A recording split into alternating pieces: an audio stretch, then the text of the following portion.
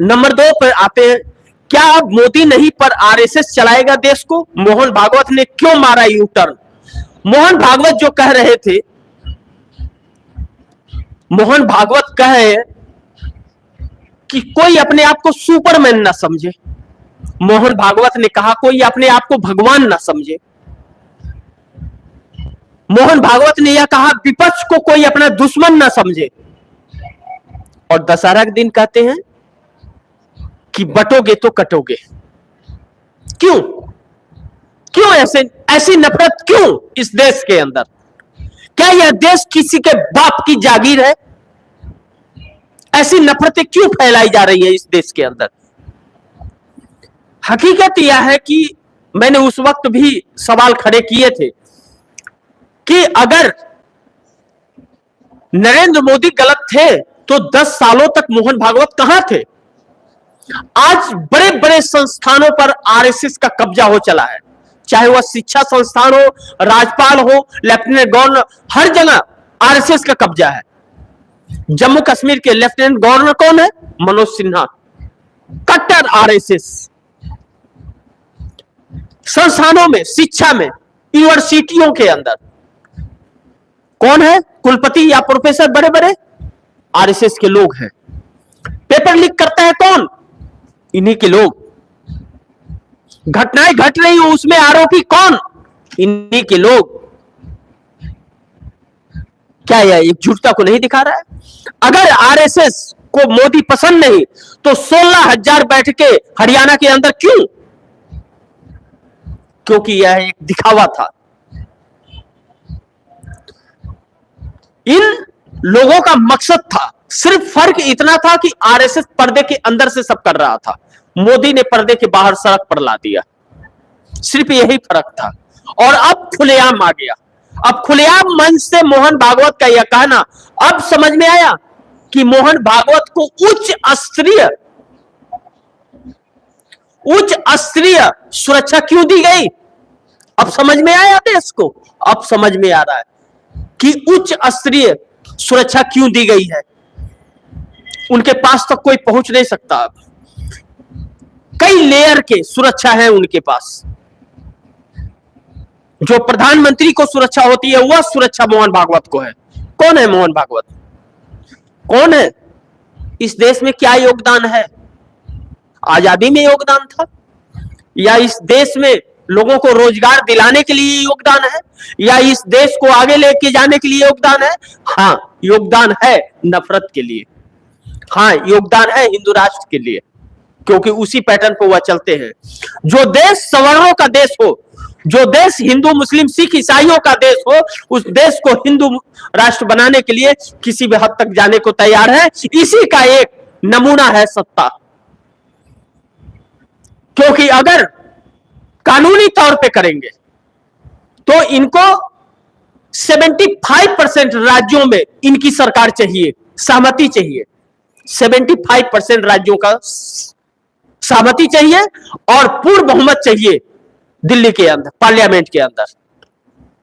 या हर किसी को तोड़कर पार्टी में मिलाना चाहते हैं। इसीलिए जो साफ सुथरा है उसको भी भ्रष्टाचारी बता करके या उसे अपनी पार्टी में मिलाते हैं। नहीं आया, ईडी का डंडा चलवाते हैं, पार्टी में मिलाते हैं।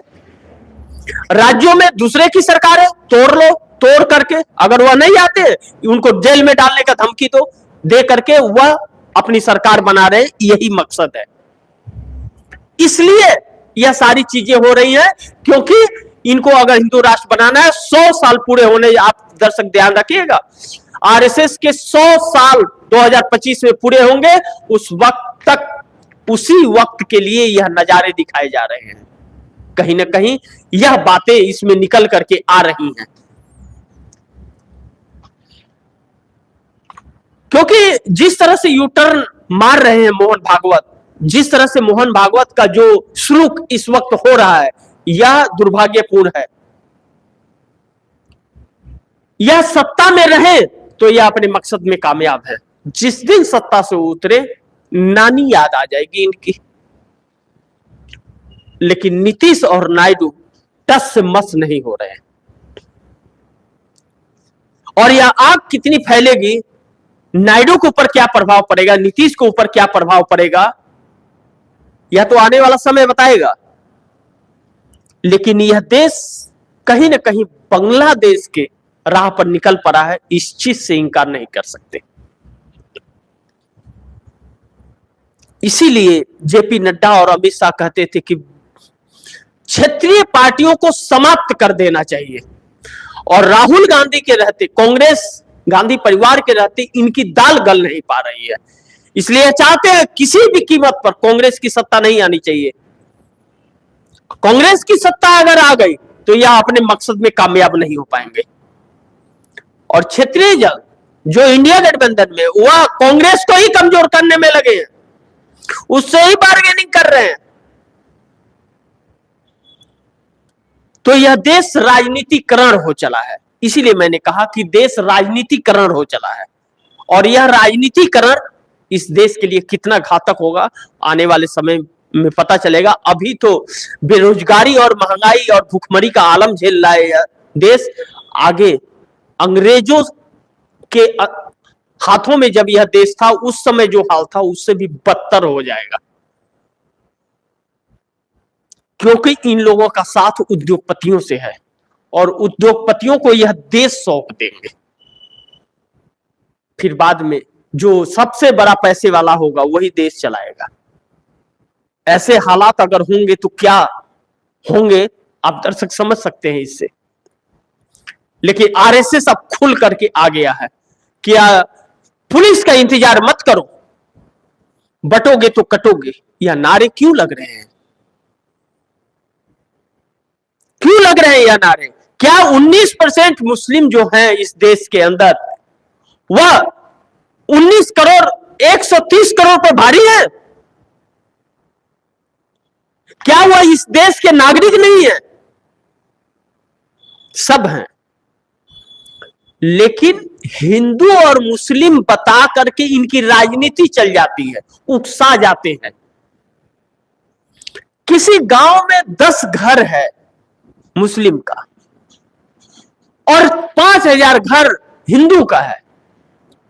5000 लोग 10 घर पर जाकर के हमला करते हैं। नामर्दी कहते हैं इसको, मर्दांगनी नहीं कहते हैं, नामर्दी कहते हैं ऐसे को, कि जो एक कमजोर पर जाकर के इस तरह की हरकतें करता है। लेकिन इसी पर उकसा करके वह अपनी रोजी रोटियां सेक रहे हैं, अपनी रणनीति अपनी राजनीति कर रहे हैं, जिसका आरएसएस और भाजपा संघी है।